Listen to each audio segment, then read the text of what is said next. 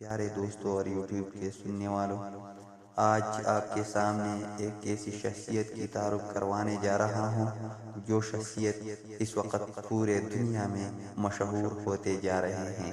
اس شخصیت کا نام ہے حافظ نعیم الرحمن۔ حافظ نعیم الرحمن ایک معروف پاکستانی سیاستدان اور جماعت اسلامی پاکستان کے موجودہ امیر ہے۔ وہ 1972 میں حیدرآباد سن میں ایک متوسط طبقے کے خاندان میں پیدا ہوئے جن کا تعلق بھارت کے شہر علی گڑھ سے تھا۔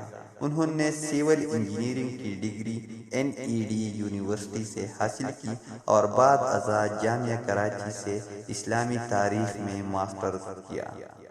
ابتدائی سیاسی سفر: حافظ نعیم الرحمن نے 1988 میں 16 سال کی عمر میں اسلامی جمعیت طلبہ میں شمولیت اختیار کی، جہاں انہوں نے طلبہ حقوق، تعلیمی اصلاحات اور سماجی مسائل پر بھرپور کام کیا۔ 2000 میں وہ جماعت اسلامی پاکستان کے رکن بنے اور کراچی میں مختلف عہدوں پر خدمات انجام دی، جن میں اسسٹنٹ سیکرٹری، نائب امیر اور امیر شامل ہے۔ امارتی جماعت اسلامی: اپریل 2024 میں حافظ نعیم الرحمن کو جماعت اسلامی پاکستان کا چھٹا مرکزی امیر منتخب کیا گیا۔ اس سے قبل وہ 2013 سے 2024 تک جماعت اسلامی کراچی کے امیر کے طور پر خدمات انجام دے چکے ہیں۔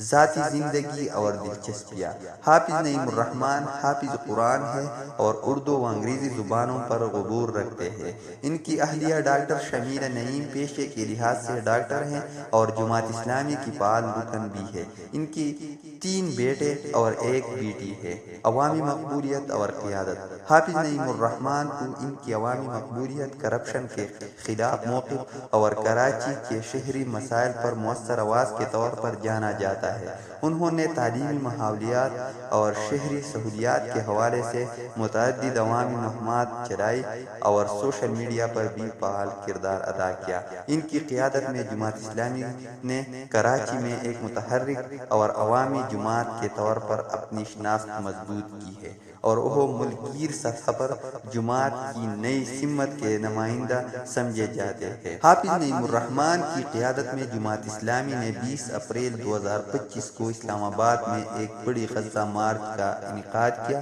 جس میں ہزاروں افراد نے شرکت کی۔ اس مارچ کا مقصد فلسطینی عوام سے یکجہتی کا اظہار اور عالمی برادری کو اسرائیلی مظالم کی طرف متوجہ کرنا تھا۔ انہوں نے امریکہ پر بھی شدید تنقید کی اور کہا کہ ہم خاموش نہیں رہ سکتے جب ہمارے فلسطینی بھائیوں اور بہنوں کو امریکہ ہتھیاروں سے قتل کیا جا رہا ہے۔ انہوں نے امریکہ کو ان مظالم میں شریک قرار دیا اور انصاف کے حصول تک